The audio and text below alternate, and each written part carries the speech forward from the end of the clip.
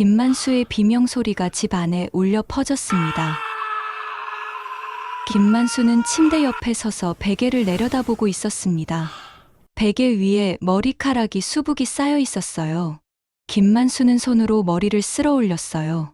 그러자 또다시 머리카락 몇 가닥이 손가락 사이로 빠져나왔습니다. 김만수는 비명을 지르며 손을 떨었어요. 이게 다 내 머리카락이라고? 김만수의 목소리가 떨렸습니다. 당신이 한의사잖아. 제발, 나 좀 살려줘. 저는 그때 아주 천천히, 아주 부드럽게 미소 지으며 대답했습니다. 걱정 마세요. 제가 특별한 약을 준비했으니까요. 네, 그건 바로 제가 30년 한의사 경력을 총동원해 만든 완벽한 복수의 처방전이었습니다. 오늘 제가 어떻게 배신한 남편을 완벽하게 무너뜨렸는지 그 이야기를 들려드릴게요. 이 이야기가 궁금하시다면 지금 구독 버튼과 좋아요 버튼을 눌러주세요. 그럼 지금부터 시작할게요. 제 이름은 이미자, 올해로 60입니다. 서울 강남에서 은경한의원을 30년째 운영하고 있어요. 제 남편 김만수는 저보다 2살 위로 만수건축이라는 중견 건축사무소를 운영하는 대표예요. 누가 봐도 성공한 부부죠. 딸 하나를 키워서 시집 보냈고 이제는 손자까지 봤으니 행복한 가정이라고 할 수 있었어요. 적어도 6개월 전까지는 그렇게 생각했습니다. 변화는 아주 미묘하게 시작됐어요. 어느 날 저녁, 김만수가 거울 앞에서 한참을 서 있더라고요. 뭐 해요? 제가 물었더니 그는 얼굴을 이리저리 살피며 대답했습니다. 아, 그냥 요즘 피부가 처진 것 같아서. 62세 남자가 갑자기 피부를 신경 쓴다. 그때는 단순히 나이 들어서 그런가 보다 했어요.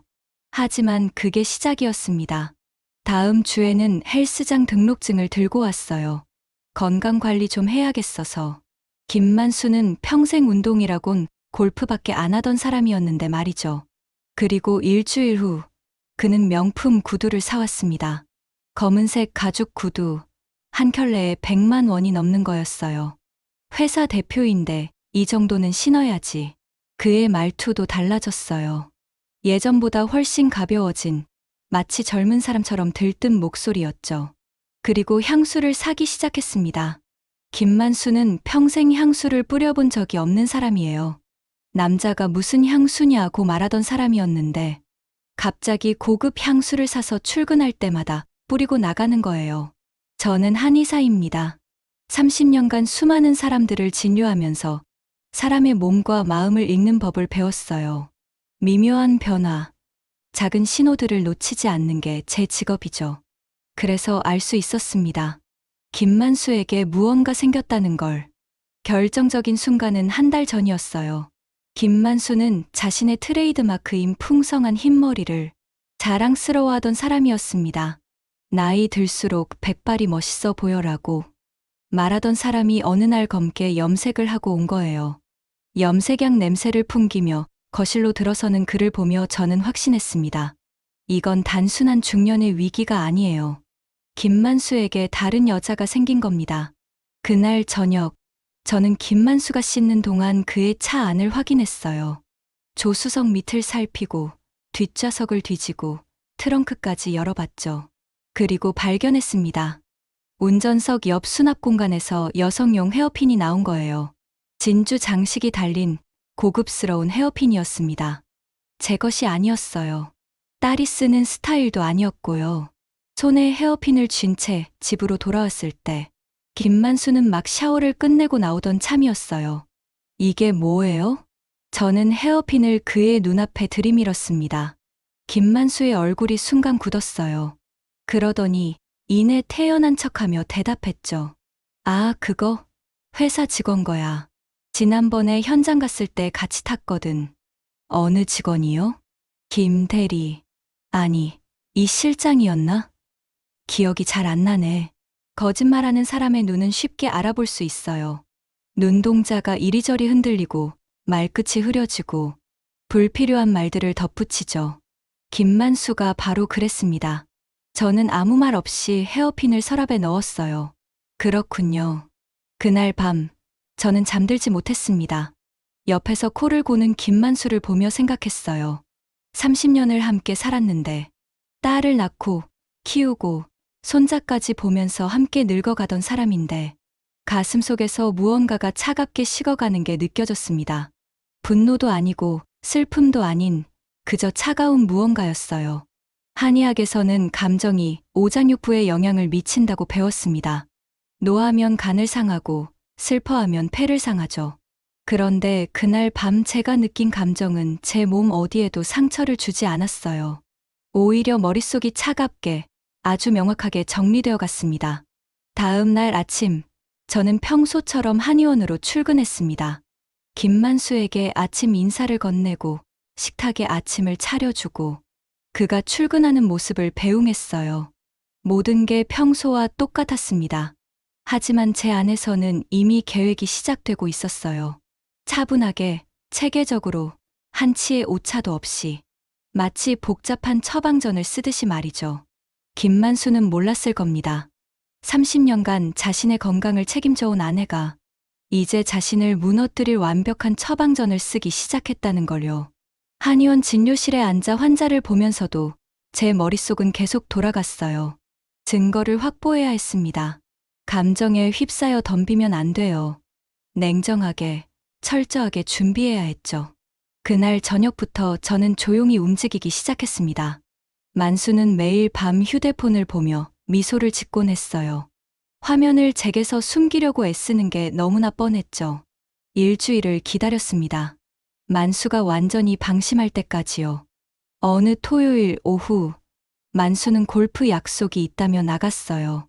저녁 늦을 거야. 라운딩 끝나고 저녁도 먹기로 했거든. 문이 닫히는 소리를 들으며 저는 움직였습니다. 만수의 서재로 가서 그의 책상 서랍을 열었어요. 여분의 휴대폰 충전기, 명함들, 그리고 그의 예전 휴대폰이 있었습니다. 새 폰으로 바꾸면서 버리지 않고 서랍에 넣어둔 거였죠. 전원을 켰어요. 비밀번호를 입력해야 했습니다. 첫 번째 시도, 만수 생일. 틀렸어요. 두 번째 시도, 우리 딸 생일. 역시 틀렸습니다. 세 번째 시도, 결혼 기념일. 화면이 열렸어요. 참 아이러니하죠?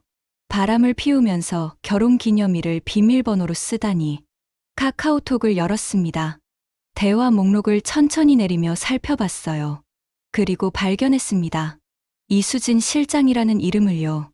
대화창을 열었을 때 저는 한참을 그 자리에 서 있었습니다. 오늘 회의 끝나고 봐요. 보고 싶어요. 당신 생각에 일이 손에 안 잡혀요.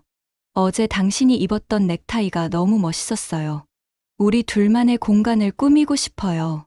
아늑한 곳으로요. 업무 대화가 아니었어요. 완전히 연인 사이의 대화였습니다. 더 위로 올려보니 사진들도 있었어요. 카페에서 찍은 사진, 어딘가 야외에서 찍은 사진, 레스토랑에서의 사진. 만수는 사진마다 환하게 웃고 있었습니다. 제가 본 적 없는 그렇게 행복한 표정으로요. 손이 떨렸어요. 하지만 멈출 수 없었습니다. 더 봐야 했어요. 회사 홈페이지를 검색했습니다. 만수 건축 직원 소개 페이지를 열었죠. 그리고 그녀를 찾았습니다. 이수진, 45세, 인테리어 디자이너 실장. 프로필 사진 속 그녀는 세련된 단발머리에 우아한 미소를 짓고 있었어요. 15년 연하. 학력과 경력이 화려했습니다. 이수진. 그 이름이 낯익었습니다. 어디서 들어본 것 같은데 기억을 더듬었어요. 그리고 떠올랐습니다. 5년 전이었어요. 한의원에 처음 왔던 이수진. 당시 그녀는 만성 두통으로 고생하고 있었어요. 몇 달간 침과 한약 치료를 받으며 자주 대화를 나눴죠. 원장님, 저 요즘 일자리를 구하고 있는데 혹시 아시는 데 없으세요? 이수진은 그때 막 이혼을 하고 재취업을 준비 중이었어요. 인테리어 쪽 일을 했었는데 경력을 살릴 수 있는 곳이면 좋겠어요. 저는 그녀를 불쌍하게 여겼습니다. 이혼의 상처를 안고 혼자 살아가야 하는 여자. 그래서 남편에게 말했죠. 당신 회사에서 인테리어 디자이너 구한다고 했잖아요. 제가 아는 분 한 분 소개해 줄까요? 만수는 흔쾌히 받아들였어요. 당신이 추천하는 사람이면 믿을 수 있지. 연락처 줘봐. 그렇게 이수진은 만수건축에 입사했습니다. 제가 직접 소개해 준 거예요. 제 손으로 제 남편의 불륜 상대를 회사에 밀어 넣은 겁니다. 그 사실을 깨달았을 때 느꼈던 감정을 뭐라고 표현해야 할까요? 배신감, 분노, 자괴감? 아니, 그 모든 게 섞인 무언가였어요. 휴대폰을 든 손이 부들부들 떨렸습니다. 하지만 저는 심호흡을 하며 마음을 가라앉혔어요. 감정에 휩싸이면 안 됩니다. 냉정해야 해요. 이성을 잃으면 지는 거예요. 저는 휴대폰의 모든 대화 내용을 스크린샷으로 찍었습니다. 사진들도 모두 저장했어요. 클라우드에 백업하고 USB에도 복사했죠. 그리고 최신 휴대폰도 확인해야 했어요. 만수가 골프 치러 간 사이, 저는 그의 현재 휴대폰 위치를 확인했습니다. 서재 옷장 안재킷 주머니에 있었어요. 비밀번호는 역시 결혼기념일이었습니다. 최근 대화들이 더 노골적이었어요. 오늘 밤에 봐요. 우리 장소에서. 당신만 생각하면 가슴이 뛰어요. 이번 주말에는 좀 더 멀리 갈까요? 사진들도 더 많았습니다. 호텔 로비에서 찍은 셀카, 어느 카페의 창가 자리, 야경이 보이는 레스토랑. 모두 저장했어요. 한 장도 빠짐없이요. 날짜와 시간까지 확인하며 정리했습니다. 증거는 충분했어요. 이제 다음 단계로 넘어갈 시간이었습니다. 그날 밤, 만수가 골프에서 돌아왔을 때 저는 평소처럼 맞이했어요. 라운딩 어땠어요? 좋았어. 스코어도 괜찮게 나왔고. 저녁은 드셨어요? 응. 회원들이랑 고기 먹었어. 거짓말이었죠. 골프장 근처에서 이수진을 만났을 거예요. 하지만 저는 아무것도 모르는 척했습니다. 피곤하시겠네요. 얼른 씻고 쉬세요. 그래. 만수는 아무것도 눈치채지 못했어요. 자신의 휴대폰이 뒤져졌다는 것도, 모든 증거가 이미 확보됐다는 것도요. 그날 밤 침대에 누워 천장을 바라보며 생각했습니다. 이수진. 제가 도와준 여자가 은혜를 원수로 갚았어요. 제 남편을 빼앗아 갔죠. 가슴속에서 무언가 끓어오르는 게 느껴졌습니다. 하지만 그걸 억눌렀어요. 아니, 오히려 그 에너지를 다른 곳으로 돌렸습니다. 복수를 위한 에너지로요. 30년 한의사 경력이 헛되지 않을 거예요. 제가 가진 모든 지식과 기술을 동원할 겁니다. 만수와 이수진, 둘 다 대가를 치르게 할 거예요. 완벽하게, 철저하게요. 다음 날 아침, 저는 한의원 약재실로 내려갔습니다. 수백 가지 약재들이 가지런히 정리된 서랍들을 천천히 살펴봤어요. 복수는 지금부터 시작입니다. 월요일 아침, 저는 평소보다 일찍 한의원에 도착했어요. 환자 예약 시간 전, 조용한 약재실에서 저는 오래 서 있었습니다. 30년간 이 공간에서 수많은 처방전을 썼어요. 환자들의 아픔을 치료하기 위한 처방전들이었죠. 하지만 오늘은 달랐습니다.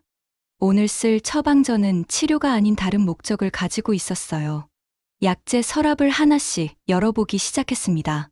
하수, 천마, 측백엽, 당귀, 작약, 지황. 모두 제게는 너무나 익숙한 약재들이에요. 각각의 성질과 효능, 부작용까지 모두 외우고 있죠. 만수의 가장 큰 자랑은 그의 머리카락이었어요. 62세임에도 풍성한 백발을 유지하고 있었고, 그걸 무척 자랑스러워했죠. 내 또래 중에 이렇게 머리숱 많은 사람 별로 없어. 회식 자리에서도, 동창 모임에서도 늘 그 이야기를 했어요. 그런데 최근 들어 그 자랑스러운 백발을 염색까지 했죠. 이수진 때문에요. 젊어 보이고 싶었던 거예요. 저는 천천히 약재들을 꺼내기 시작했습니다. 하수오는 본래 탈모 치료에 쓰이는 명약이에요. 모발 성장을 촉진하고 흰머리를 검게 만들어주죠. 하지만 과용하거나 잘못된 방식으로 사용하면 정반대 효과가 나타납니다. 특히 간에 부담을 주는 다른 약재와 함께 쓰면요. 천마도 마찬가지예요. 적절히 쓰면 혈액순환을 돕지만 특정 약재와 배합하면 두피의 혈행을 오히려 방해하죠. 측백엽은 더 흥미로웠어요. 이 약재는 지혈작용이 강한데 과다 사용 시 모낭으로 가는 영양 공급을 차단할 수 있거든요. 저는 정확한 비율을 계산하기 시작했습니다. 하수 20g, 천마 15g, 측백엽 25g. 여기에 간에 부담을 주는 약재들을 은밀하게 섞었어요. 백작약을 과량으로, 생지황을 부적절한 비율로요. 겉보기에는 보약처럼 보이는 처방이었습니다. 실제로 기력을 보충하는 약재들도 함께 들어가 있으니까요. 하지만 그 안에 숨겨진 배합은 전혀 다른 목적을 가지고 있었어요. 3주치 분량을 정성스럽게 포장했습니다. 각 첩마다 날짜를 적고 복용 방법도 상세히 적었어요. 하루 2번, 아침 저녁 식후 30분에 드세요. 그날 저녁, 만수에게 한약 봉지를 건넸습니다. 이게 뭐야? 당신 요즘 피곤해 보여서 보약 지었어요. 기력 보충용이에요. 만수는 기뻐했어요. 역시 당신이야. 내가 요즘 좀 지쳐 보였나? 네, 일이 많으신 것 같던데. 이거 드시면 한결 나아지실 거예요. 거짓말은 아니었어요. 처음 며칠은 실제로 기력이 좋아지는 걸 느낄 테니까요. 그게 함정이었죠. 만수는 20년 넘게 제가 지어주는 보약을 먹어왔어요. 당연히 믿었습니다. 아내이자 한의사인 제가 해칠 리 없다고 생각했죠. 고마워. 챙겨주는 사람이 있으니 든든하네. 그 말을 들으며 저는 미소 지었어요. 당연히 챙겨드려야죠. 건강이 최고니까요. 첫 번째 복용이 시작됐습니다. 만수는 매일 아침 저녁으로 성실하게 한약을 달여 마셨어요. 약 맛이 좀 쓴데? 좋은 약이 입에 쓴 법이에요. 참고 드세요. 일주일이 지났습니다. 만수는 오히려 기분이 좋아 보였어요. 이거 확실히 효과 있는 것 같아. 아침에 일어나기가 한결 수월해. 초반 일주일은 실제로 기력 보충 효과가 나타나는 시기였으니까요. 하지만 2주차에 접어들면서 상황이 달라지기 시작했습니다. 어느 아침, 만수가 욕실에서 나오더니 묘한 표정을 지었어요. 이상하네. 왜요? 베개에 머리카락이 좀 많이 떨어져 있었어. 요즘 계절 때문인가? 저는 태연하게 대답했습니다. 환절기라서 그럴 수 있어요. 걱정 마세요. 그런가? 만수는 대수롭지 않게 넘어갔어요. 하지만 저는 알고 있었습니다. 이제 시작이라는 걸요. 3주차가 되자 변화는 더 뚜렷해졌습니다. 아침마다 베개 위에 머리카락이 수십 개씩 떨어져 있었어요. 만수는 불안해하기 시작했죠. 이거 좀 봐. 머리카락이 너무 많이 빠지는 것 같아. 스트레스 받으셨어요? 업무 때문에? 아니, 특별히 스트레스 받을 일은 없는데. 물론 스트레스 받을 일이 있었죠. 불륜을 감추느라, 거짓말을 하느라, 이중생활을 하느라요. 하지만 그건 제게 말할 수 없는 스트레스였습니다. 그럼 영양 보충을 더 하셔야겠네요. 보약 한 첩 더 지어드릴게요. 응, 그래줘. 이거 좀 신경 쓰이네. 저는 두 번째 처방을 준비했습니다. 이번엔 더 강력하게요. 탈모를 가속화시키는 약재의 비율을 조금 더 높였어요. 만수는 여전히 의심 없이 복용했습니다. 샤워할 때마다 배수구에 머리카락이 엉켜 있는 걸 보면서도 그게 제가 지어준 한약 때문이라곤 상상도 못했죠. 한 달이 지났습니다. 만수의 머리숱은 눈에 띄게 줄어들기 시작했어요. 매일 아침 거울을 보며 한숨을 쉬는 그의 모습이 보였습니다. 도대체 왜 이러는 거야? 저는 한의원에서 환자를 보면서도 집에서의 만수 모습을 상상하며 미소 지었어요. 30년 한의사 경력이 이럴 때 쓰라고 있는 건 아니지만 지금만큼은 이 지식이 고마웠습니다. 저녁마다 만수는 거울 앞에 서서 자신의 머리를 살폈어요. 손가락으로 머리카락을 쓸어 올리면 몇 개씩 빠져나왔죠. 여보, 이거 정말 이상해.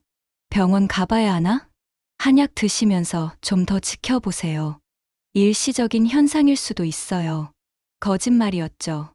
일시적이 아니라 계속될 거예요. 제가 계속 한약을 지어주는 한요. 만수는 제 말을 믿었습니다. 한의사인 아내의 말을 의심할 이유가 없었으니까요. 그렇게 2달째로 접어들었어요. 이제 본격적인 효과가 나타날 시간이었습니다. 2달째 되는 월요일 아침이었어요. 만수의 비명 소리가 집 안에 울려 퍼졌습니다. 으아악. 저는 부엌에서 아침 준비를 하고 있었는데 급히 침실로 달려갔어요. 왜 그래요? 만수는 침대 옆에 서서 베개를 내려다보고 있었습니다. 베개 위에 머리카락이 수북이 쌓여 있었어요. 마치 누군가 머리카락을 한 움큼 뽑아서 뿌려놓은 것처럼요. 이게 대체 뭐야? 이게 다 내 머리카락이라고? 만수의 목소리가 떨렸습니다. 공포와 당황이 뒤섞인 목소리였어요. 저는 침착하게 베개를 살펴봤습니다. 정말 많이 빠졌네요. 피부과 가보시는 게 좋겠어요. 지금 그게 중요해. 이게 정상이야? 만수는 거울로 달려가 자신의 머리를 살폈어요. 정수리 부분이 확실히 휑해져 있었습니다. 2달 전만 해도 풍성했던 그곳이 이제는 두피가 훤히 보일 정도였죠. 안 돼. 이럴 수가. 만수는 손으로 머리를 쓸어 올렸어요.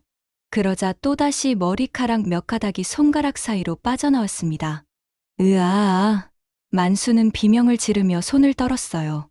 62세 남자가 머리카락 때문에 비명을 지르는 모습이 어떻게 보면 우스웠어요. 하지만 저는 표정 관리를 했습니다. 진정하세요. 스트레스 받으면 더 빠져요. 지금 진정을 어떻게 해. 내 머리가 이 지경인데. 그날 아침 만수는 출근 준비를 하는데 1시간이 넘게 걸렸어요. 거울 앞에서 머리카락을 이리저리 넘겨보고 스타일링을 하고 다시 빗고를 반복했죠. 어떻게 해야 덜 티나? 이쪽으로 넘기는 게 나아? 아니면 이쪽? 그냥 가세요. 괜찮아 보여요. 거짓말이었어요. 전혀 괜찮아 보이지 않았죠. 어떻게 넘겨도 정수리의 휑한 부분이 보였으니까요. 회사에서도 난리가 났다고 들었습니다. 만수의 회사 직원 중 한 명이 우연히 한의원 환자였는데 그분이 저에게 말해줬어요. 원장님, 사모님 남편분 요즘 머리 때문에 고민이 많으신가 봐요. 그러세요? 네. 회사에서 다들 걱정하고 있어요. 갑자기 머리가 많이 빠지셨다고. 스트레스 때문인가 봐요. 대표님이 요즘 회의 중에도 자꾸 머리를 만지작거리신대요. 그리고 직원들이 자기 머리 보는 것 같으면 표정이 굳으신다고. 저는 속으로 웃음이 나왔지만 겉으로는 걱정스러운 표정을 지었어요. 그러셨구나. 제가 좀 더 신경 써야겠네요. 한 주가 더 지났습니다. 만수는 이제 샤워하는 것조차 두려워했어요. 샤워할 때마다 배수구가 머리카락으로 막혔거든요. 어느 날 저녁, 만수가 샤워를 하고 나오더니 제게 달려왔습니다. 여보, 이리 와봐. 욕실로 가보니 배수구에 머리카락 뭉치가 엄청나게 쌓여 있었어요. 마치 검은색 손뭉치 같았습니다. 이게 다 내 머리에서 빠진 거야. 한 번 샤워하는데 만수의 목소리가 떨렸어요. 울음이 섞인 목소리였습니다. 62세 남자가 머리카락 때문에 울먹이는 모습이라니. 내일 당장 병원 예약하세요. 피부과든 어디든요. 그래, 그래야겠어. 그날 밤 만수는 잠도 제대로 못 잤어요. 1시간마다 일어나서 거울을 보고 머리를 만져보고 한숨을 쉬었죠. 다음 날 아침, 또다시 베개 위에는 머리카락이 가득했습니다. 만수는 이제 비명도 지르지 않았어요. 그냥 멍하니 베개를 바라보며 앉아 있었죠. 내가 대머리가 되는 건가? 출근 준비를 하는 만수의 모습은 처참했어요. 거울 앞에서 30분 넘게 서서 머리카락을 이리저리 넘겨봤지만 어떻게 해도 정수리의 민둥사는 가려지지 않았습니다. 모자라도 써야 하나? 회사에서 모자 쓰면 더 이상하잖아요. 그럼 어떡해? 만수는 결국 머리에 스프레이를 뿌렸어요. 머리카락을 볼륨감 있게 보이게 하는 스프레이였죠. 하지만 그것도 한계가 있었습니다. 회사에 도착하자마자 직원들의 시선이 느껴졌대요. 대표님, 안녕하세요. 응. 만수는 고개를 푹 숙인 채 빠르게 사무실로 들어갔습니다. 직원들이 수근거리는 소리가 들렸어요. 대표님 머리 진짜 많이 빠지셨다. 맞아. 2달 전만 해도 풍성하셨는데 무슨 일 있으신가? 갑자기 저렇게 되시면 스트레스 장난 아니신가 봐. 만수는 사무실 문을 닫고 책상에 앉았어요. 그리고 서랍에서 손거울을 꺼내 자신의 머리를 또 확인했죠. M자, 탈모도 심각하게 진행되고 있었습니다. 이마가 점점 넓어지고 있었어요. 회의 시간이 되었습니다. 직원들과 마주 앉아야 하는 시간이었죠. 만수는 회의실에 들어가면서 자꾸 머리를 만졌어요. 혹시 머리카락이 이상하게 넘어가 있진 않은지, 정수리가 너무 많이 보이진 않는지 확인하느라요. 오늘 안 거는 회의를 진행하면서도 집중할 수 없었습니다. 직원들이 자신의 머리를 쳐다보는 것 같았거든요. 실제로 몇몇은 힐끔힐끔 쳐다보고 있었어요. 회의가 끝나고 만수는 이수진에게 다가갔습니다. 수진 실장, 잠깐 얘기 좀. 이수진의 표정이 묘하게 변했어요. 예전 같으면 환하게 웃으며 다가왔을 텐데, 이제는 조금 주저하는 기색이 보였습니다. 네, 대표님. 요즘 내가 좀, 어때 보여? 네. 아니, 그냥, 피곤해 보이나 싶어서. 네. 조금. 이수진은 만수의 머리를 힐끗 쳐다봤어요. 그 시선이 만수에게는 비수처럼 꽂혔습니다. 그럼 난 먼저 갈게요. 이수진이 돌아서는 뒷모습을 보며 만수는 무너지는 걸 느꼈어요. 예전 같으면 회의 끝나고 커피라도 같이 마시자고 했을 텐데, 이제는 그냥 가버리네요. 62세가 아니라 70세처럼 보였어요. 탈모가 사람을 이렇게 늙어 보이게 만드는지 몰랐습니다. 거래처 담당자가 만수를 보는 눈빛도 예전과 달랐습니다. 대표님, 요즘 많이 바쁘신가 봐요? 그렇기도 하고, 건강 관리 잘하셔야죠. 사업은 건강이 미천이니까요. 무심코 던진 말이었지만 만수에게는 아팠어요. 내가 건강 안 좋아 보이나? 늙어 보이나? 퇴근 시간이 되었습니다. 만수는 차에 타서도 한참을 앉아 있었어요. 백미러로 자신의 머리를 또 확인했죠. 망했어. 완전히 망했어. 집으로 돌아오는 길, 만수는 약국에 들렀습니다. 탈모 방지 샴푸, 두피 영양제, 발모제 등을 한 알음 사들고 왔어요. 여보, 이것 좀 봐. 탈모에 좋다는 거 다 사왔어. 봉지 가득 든 제품들을 보며 저는 물었습니다. 병원은 갔다 왔어요? 응. 피부과 갔었어. 의사가 스트레스성 탈모래. 약 처방받았어. 약 챙겨 드세요. 그럴게. 그리고 당신, 탈모에 좋은 한약 없어? 더 강한 거?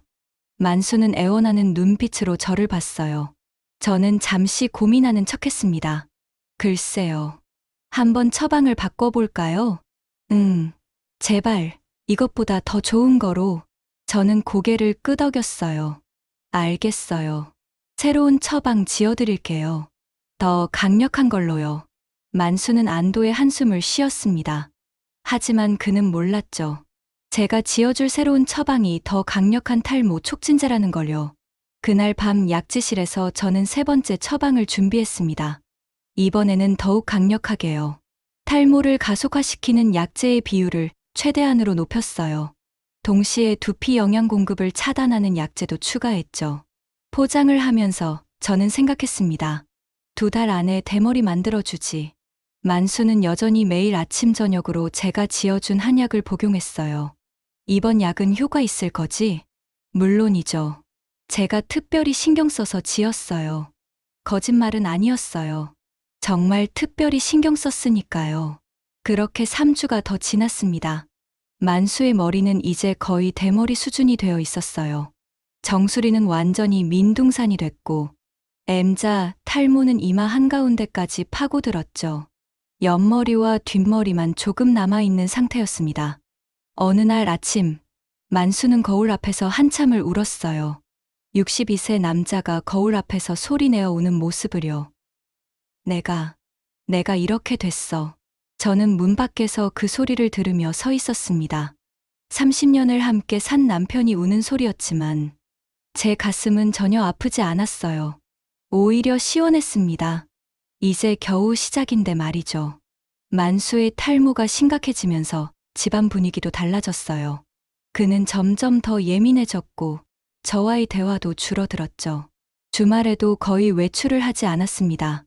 사람들을 만나는 게 두려웠던 거예요. 어느 토요일 오후, 만수는 또다시 골프 약속이 있다며 나갔어요. 언제 들어올 거예요? 저녁 전에는 올게. 하지만 저는 알고 있었습니다. 골프가 아니라 이수진을 만나러 가는 거라는 걸요. 요즘은 이수진도 만수를 조금씩 피하는 것 같았지만 완전히 끊지는 못한 모양이었어요. 만수가 나간 후 저는 그의 서재로 향했습니다. 평소에는 잘 들어가지 않는 공간이었어요.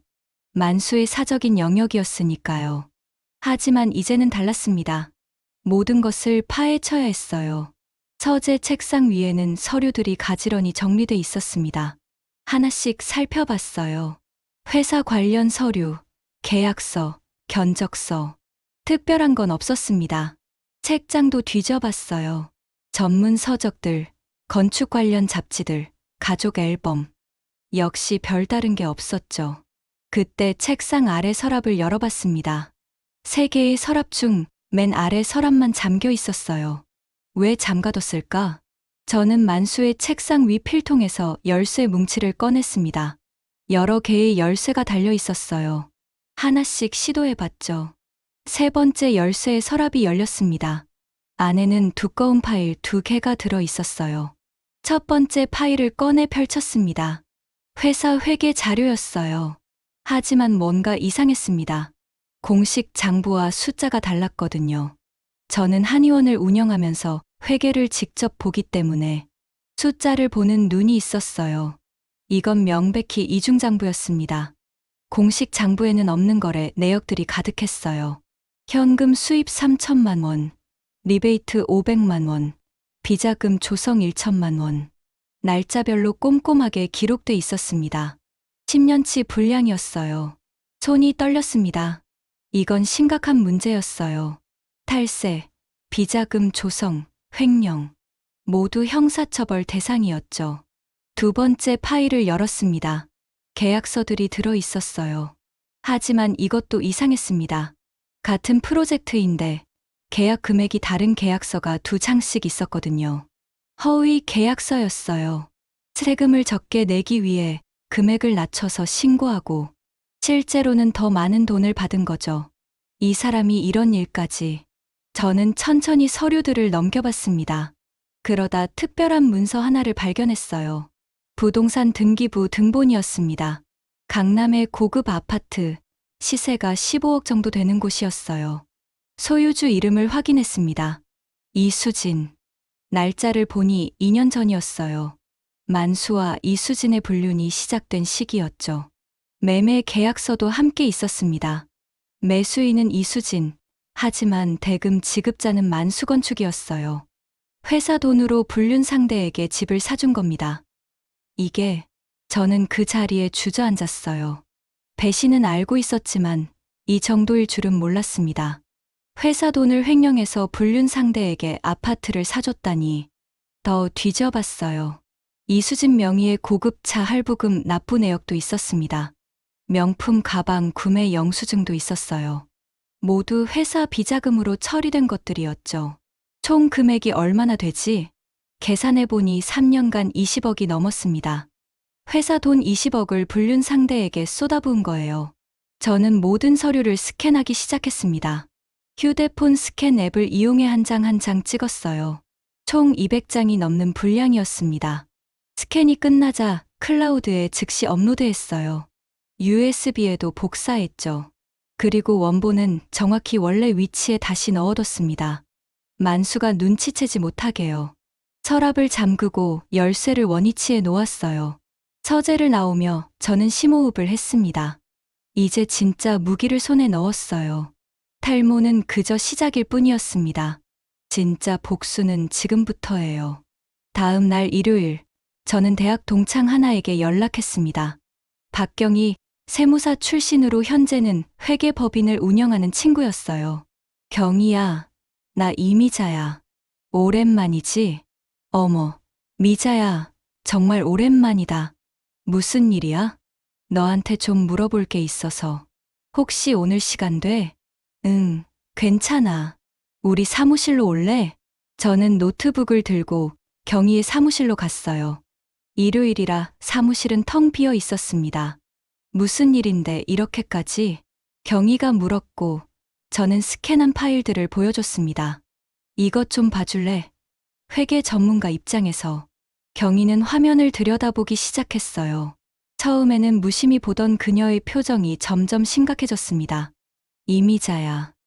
이거. 응. 이거 완전히 이중장부잖아. 그것도 10년치나. 심각해. 심각한 정도가 아니야. 이거 국세청에 걸리면 회사 망해. 추징금만 어마어마할 거고 대표는 형사처벌 받아. 경희는 계속 서류들을 넘겨봤어요.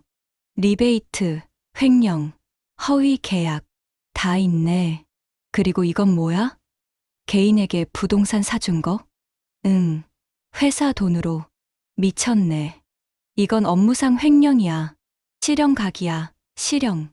경희는 저를 쳐다봤습니다. 이미자야. 이게 대체 누구 회사야? 설마. 내 남편 회사. 뭐.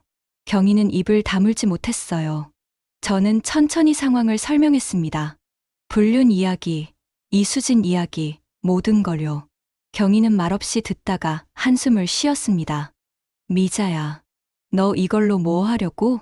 국세청에 제보하면 어떻게 돼? 세무조사 들어와. 그럼 이 이중장부 다 걸려.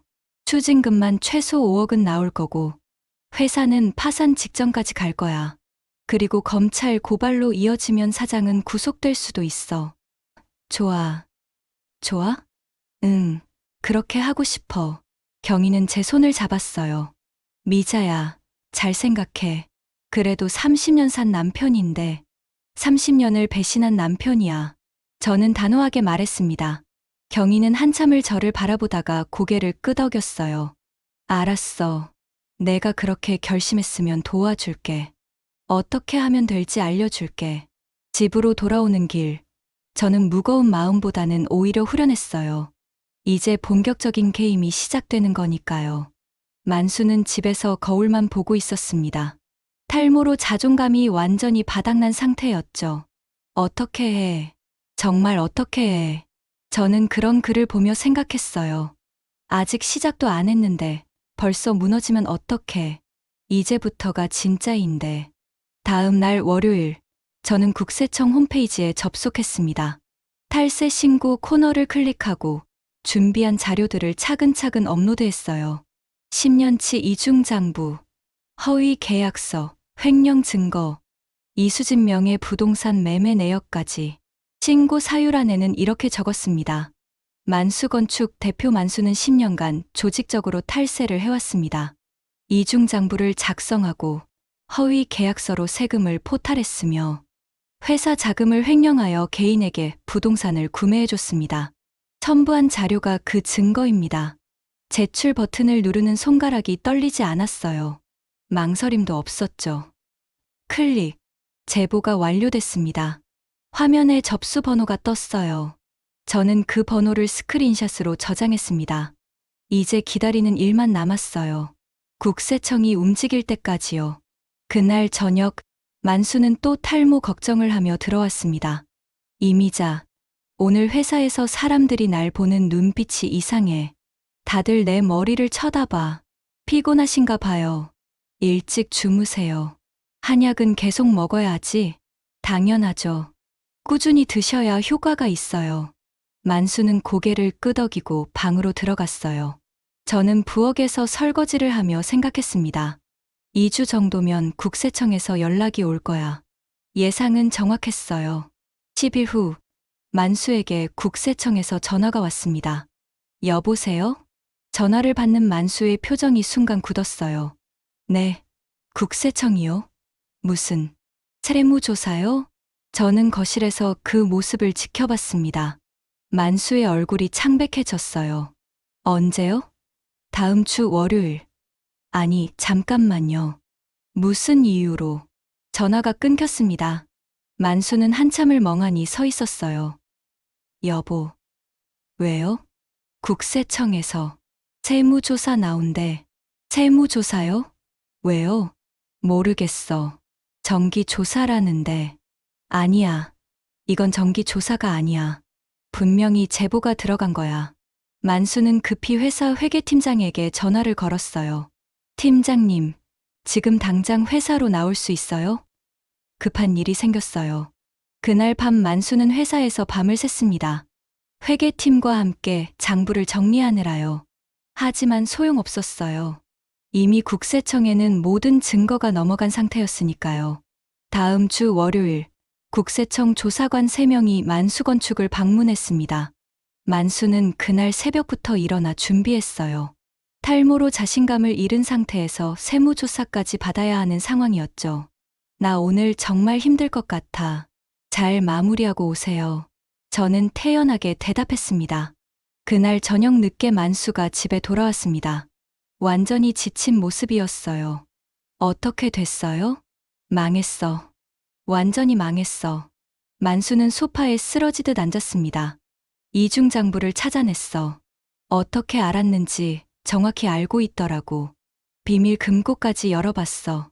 그게 무슨, 누가 제보한 거야. 분명히 내부 고발이야. 우리 회사 직원 중 누군가가. 만수는 머리를 쥐어뜯었어요. 그러자 또 머리카락이 몇 가닥 빠졌죠. 으아, 그는 빠진 머리카락을 보며 비명을 질렀습니다. 나한테 왜 이런 일들이 한꺼번에 일어나는 거야? 저는 물 한 잔을 따라 건넸어요. 진정하세요. 떳떳하면 괜찮을 거예요. 떳떳하긴. 떳떳하긴 뭐가 떳떳해. 만수는 고개를 떨어뜨렸습니다. 다음 날부터 본격적인 세무조사가 시작됐어요. 일주일간 회사는 마비 상태였습니다. 직원들은 불안해했고 거래처들도 소문을 듣고 발을 빼기 시작했어요. 만수는 매일 늦게 귀가했습니다. 조사관들에게 자료를 제출하고 소명하고 변명하느라 정신이 없었죠. 2주 후 결과가 나왔습니다. 추징금 8억 원.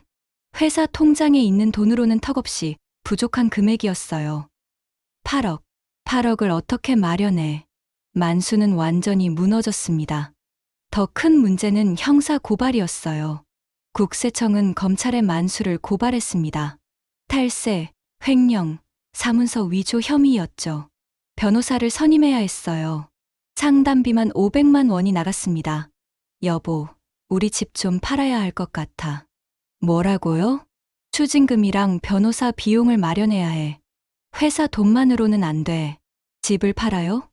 우리가 30년 산 집을? 방법이 없어. 안 그러면 구속될 수도 있어. 만수의 목소리는 떨렸습니다. 저는 잠시 생각하는 척했어요. 이혼하는 게 나을 것 같은데요. 뭐, 재산분할 청구권이 있잖아요. 제 몫은 제가 챙기고, 당신은 당신 방식대로 해결하세요. 만수는 눈이 휘둥그레졌습니다. 여보, 지금 무슨 소리야? 당신 요즘 이상하잖아요. 머리도 그렇고, 회사 일도 그렇고, 저는 더 이상 같이 못 살 것 같아요. 여보, 이혼해요. 깨끗하게 정리하고 각자 살아요. 저는 단호하게 말했습니다. 만수는 아무 말도 못했어요. 자신이 할 말이 없다는 걸 알았으니까요. 이혼 이야기가 나온 그날 밤, 만수는 제게 무릎을 꿇었습니다. 미자야, 제발 이러지 마. 왜요? 제가 왜 당신을 도와야 해요? 30년을 같이 살았잖아. 30년을 배신한 사람이 할 말은 아닌 것 같은데요. 만수는 얼어붙었어요.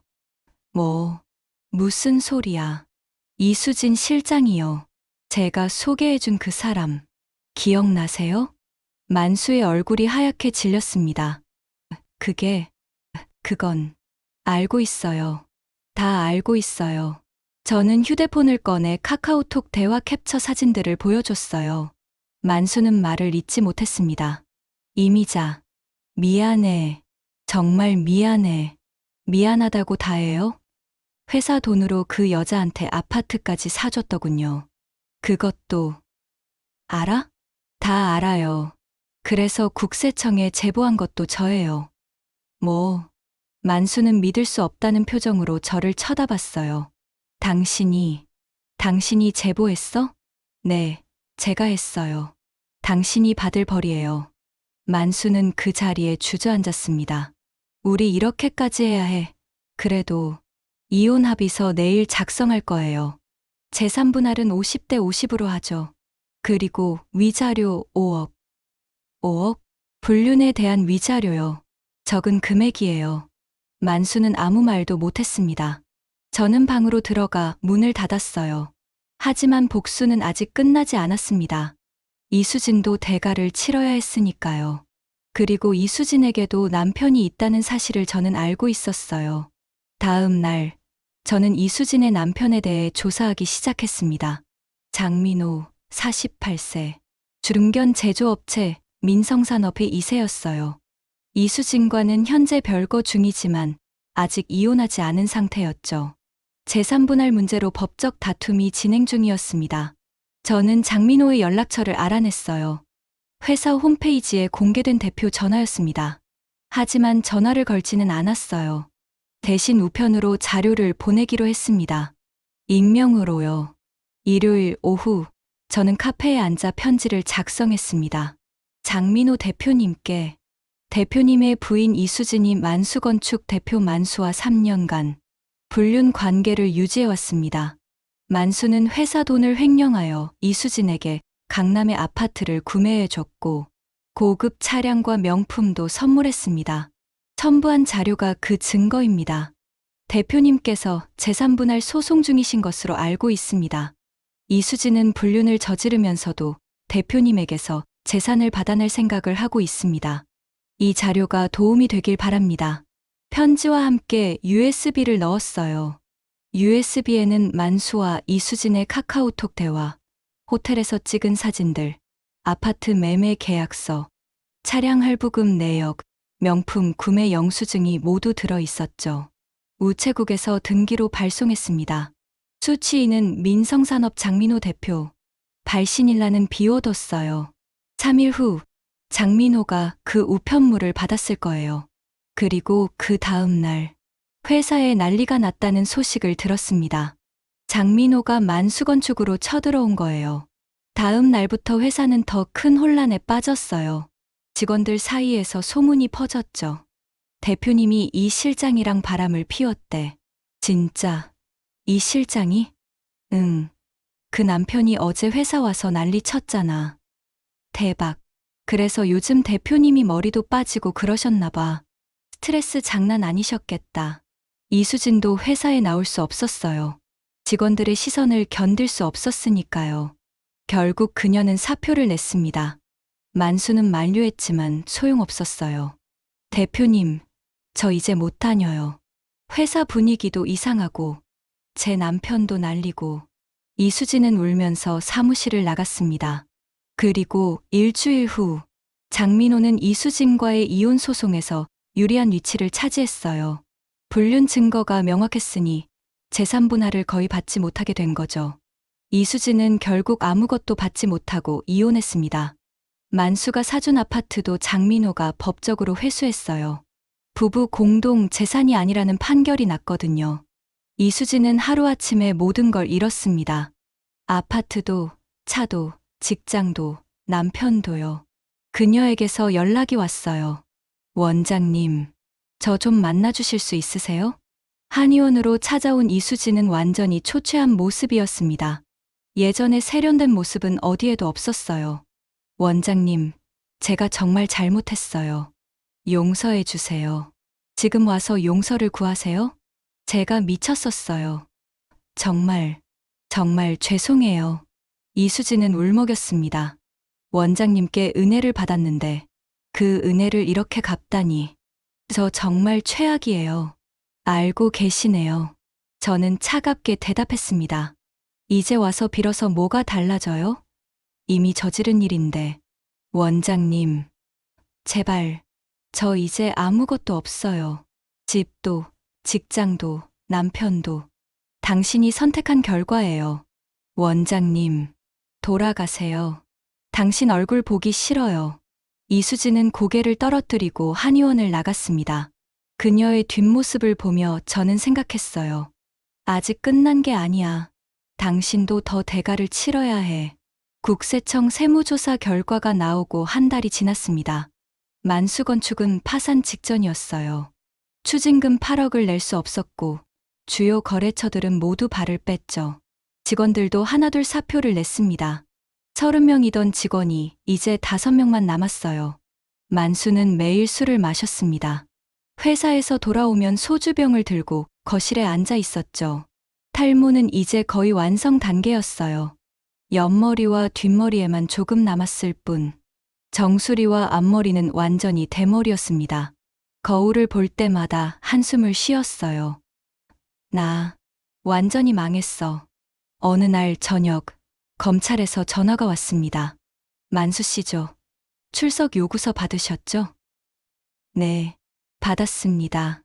다음 주 화요일 오전 10시까지 출석하세요. 늦으시면 구속영장 청구합니다. 전화가 끊기고 만수는 소파에 쓰러졌어요. 구속이라니. 저는 짐을 싸고 있었습니다. 이혼 합의서는 이미 작성됐고 법원 제출만 남은 상태였어요. 정말 가는 거야? 네, 오늘 나갈 거예요. 제발 한 번만 더 생각해줘. 이미 충분히 생각했어요. 저는 가방을 들고 현관으로 향했습니다. 여보, 만수가 저를 불렀지만 돌아보지 않았어요. 문을 열고 나가면서 마지막으로 말했습니다. 당신이 받을 벌은 아직 끝나지 않았어요. 현관문이 닫혔습니다. 저는 미리 계약해둔 오피스텔로 이사했어요. 한의원 근처의 깨끗한 곳이었습니다. 새 출발을 위한 공간이었죠. 그로부터 일주일 후, 만수는 검찰 조사를 받았습니다. 횡령, 탈세, 사문서 위조 혐의였어요. 조사는 8시간 동안 계속됐습니다. 이틀 후, 구속영장이 발부됐습니다. 만수는 법원에서 수갑을 찬 채 호송차에 올랐어요. 기자들이 사진을 찍었고 그 모습은 지역 뉴스에 나왔죠. 중견 건축사무소 대표, 20억 횡령 혐의로 구속. 대머리에 초췌한 얼굴로 수갑을 찬 만수의 모습이 화면에 나왔습니다. 저는 한의원에서 그 뉴스를 봤어요. 감정은 없었습니다. 그저 담담했어요. 당신이 자초한 일이에요. 만수의 구속 소식은 업계에 빠르게 퍼졌습니다. 만수건축은 완전히 문을 닫았어요. 남은 직원들도 모두 퇴사했고 사무실은 텅 비었죠. 회사 자산은 추징금과 세금을 내는데 모두 쓰였습니다. 그래도 부족해서 만수의 개인 재산까지 압류됐어요. 우리가 살던 집도 경매로 넘어갔습니다. 30년을 살았던 그 집이요. 하지만 저는 이미 제 몫을 챙긴 후였어요. 이혼하면서 재산 분할로 5억을 받았고 위자료로 5억을 더 받았죠. 총 10억이었습니다. 그 돈으로 저는 한의원을 확장했어요. 2호점을 열었고 3호점도 준비 중이었습니다. 1년이 지났습니다. 은경한의원은 이제 3개 지점을 운영하는 중견 한의원이 됐어요. 강남 본점, 분당 2호점, 일산 3호점. 직원도 30명으로 늘었고 매출도 3배가 됐습니다. 무엇보다 환자들의 만족도가 높았어요. 원장님 진료받으면 몸도 마음도 편해져요. 원장님은 정말 환자 이야기를 잘 들어주세요. 환자들의 말이 제일 큰 보람이었습니다. 창밖을 바라봤습니다. 서울의 야경이 아름답게 빛나고 있었어요. 61세, 인생의 후반부. 하지만 저에게는 새로운 시작이었습니다. 진정한 행복을 위한 처방전을 쓰기 시작한 거예요. 핸드폰이 울렸습니다. 딸에게서 온 메시지였어요. 엄마, 주말에 손자 데리고 놀러 갈게요. 맛있는 거 해주세요. 저는 미소 지으며 답장을 보냈습니다. 그래, 기다릴게. 사랑해. 딸과의 관계도 더 돈독해졌어요. 이혼 후 더 자주 만나고 더 깊은 대화를 나누게 됐죠. 엄마가 용기 있는 선택을 해줘서 고마워요. 딸이 했던 말이 생각났습니다. 용기 있는 선택. 그게 바로 제가 한 일이었어요. 참고 사는 게 아니라 당당하게 맞서는 선택. 제 권리를 찾고 제 인생을 되찾는 선택이었죠. 한의원 약재실이 생각났어요. 수백 가지 약재들이 가지런히 정리된 그곳. 각각의 약재는 고유한 성질이 있어요. 어떤 것은 독이 되고 어떤 것은 약이 되죠. 하지만 중요한 건 배합이에요. 같은 약재라도 어떻게 배합하느냐에 따라 독이 될 수도, 명약이 될 수도 있거든요. 인생도 마찬가지예요. 어떤 사람을 내 삶에 들일 것인가? 어떤 사람을 내 삶에서 뺄 것인가? 그게 인생의 균형을 맞추는 방법이죠. 저는 만수를 빼냈어요. 30년이라는 시간이 아깝지 않았습니다. 오히려 지금이 더 행복했으니까요. 내일은 또 새로운 하루가 시작될 거예요. 환자들을 돌보고, 사업을 키우고, 사랑하는 사람들과 시간을 보낼 거예요. 60대에 시작한 제2의 인생. 그 처방전은 완벽했습니다. 그리고 앞으로도 계속될 거예요. 오늘의 이야기가 재밌으셨다면 구독과 좋아요 부탁드립니다. 오늘도 행복하세요. 감사합니다.